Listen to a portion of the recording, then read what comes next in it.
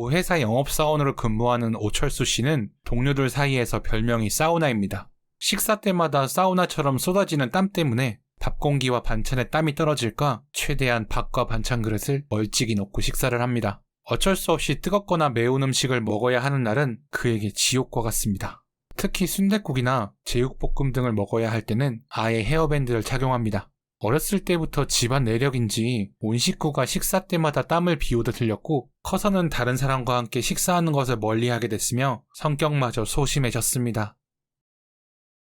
무슨 음식 제일 좋아하세요? 한국인이 가장 좋아하는 음식 순위를 보면 1위, 4위, 5위가 김치찌개, 김치, 비빔밥으로 모두 매운 음식입니다. 심지어 라면 인기 순위 1위는 신라면, 2위는 진라면 매운맛입니다. 물론 한국인에겐 이 음식들은 매운 음식 축에도 못 끼지만 말이죠. 하지만 어떤 분들은 매운 것만 먹으면 땀이 폭포수처럼 쏟아진다든지 눈물, 콧물과 같은 분비물이 앞을 가려서 식사를 못하는 분들도 계세요. 의학적으로 대체 왜 그럴까요? 몸에 무슨 심각한 이상이라도 있는 걸까요? 쉿, 닥터스 시크릿. 오늘 주제는 미각성 다한증입니다. 첫 번째, 매운 음식을 먹을 때 왜 이렇게 콧물이 날까요? 먼저 콧물을 흘리는 원인을 알아볼까요? 모든 분들이 매운 음식을 먹으면 콧물을 훌쩍거리실 거예요. 사람마다 정도는 다를 수 있지만 아주 평범하고 자연스러운 현상입니다. 콧물은 코 점막이 자극되었을 때 흐르는데요. 이 코 점막이 자극되는 상황은 크게 두 가지로 나뉩니다. 하나는 꽃가루, 먼지와 같이 알레르기성 비염일 경우와 외부 자극에 의해 생기는 비알레르기성의 경우예요. 외부 자극인 매운 음식으로 흐르는 비알러지성 콧물이라도 코를 막아야 할 정도로 흐른다면 혈관 운동성 비염을 의심해봐야 합니다. 혈관 운동성 비염은 비알러지성 비염의 대표적인 질환 중 하나로 심한 코막힘과 심한 콧물이 주 증상입니다. 매운 음식을 포함해 술, 짠 음식, 독한 향수, 담배 연기, 급격한 온도 변화에도 발생하며 심할 경우 감정의 변화에 의해 증상이 악화되기도 해요. 이때 특징은 알러지성 비염의 주 증상인 재채기와 눈, 코 가려움증은 없는 편입니다.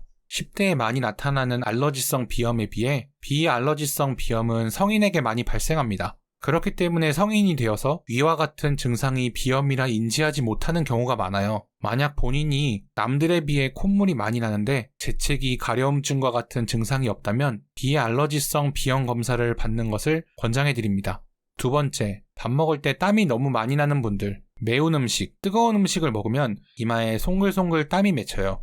하지만 맺히다 못해 지속적으로 흐르며 식사를 할 때마다 고생하는 분들이 있습니다.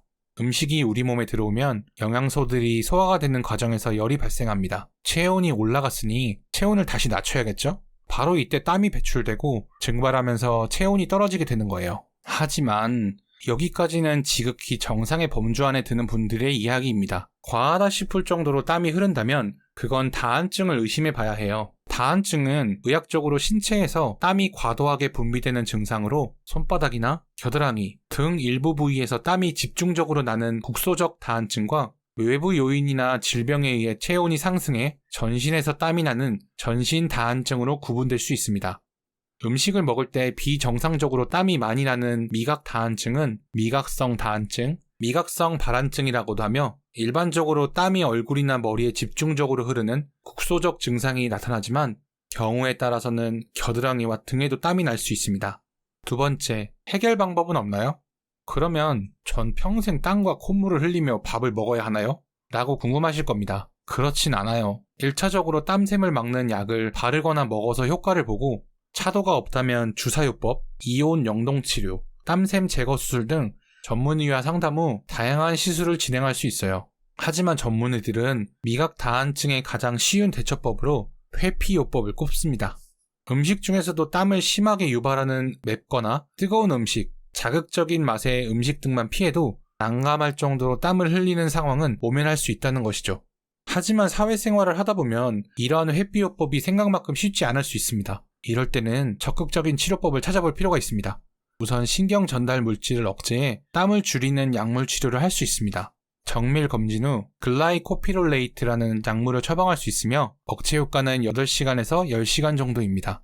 자극적인 음식을 먹어야 하거나 중요한 식사 일정을 앞둔 날 복용하면 바로 효과를 볼 수 있고 보상성 발한, 즉 다른 부위에서 땀이 더 나는 부작용도 거의 없으니 꼭 참고하세요.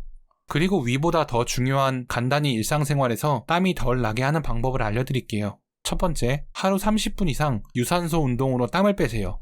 이때 온몸이 흠뻑 젖을 정도의 땀을 흘려서 미리 땀을 빼는 거예요. 100% 없어지는 것은 아니지만 기존에 흘리던 양보다 많이 감소합니다. 또한 저녁 운동보다는 아침 운동을 추천드려요. 두 번째, 찬 음식 먹기입니다. 땀이 체온을 낮추기 위한 거라면 의도적으로 찬 음식을 먹어서 체온을 미리 낮춰주는 거예요. 같은 의미로 찬물에 세수하기, 찬물 마시기 등도 있습니다. 하지만 한 번에 많은 양을 먹으면 안 되고 천천히 늘려나가는 방식으로 몸이 적응할 기간이 필요하다는 것 잊지 마세요.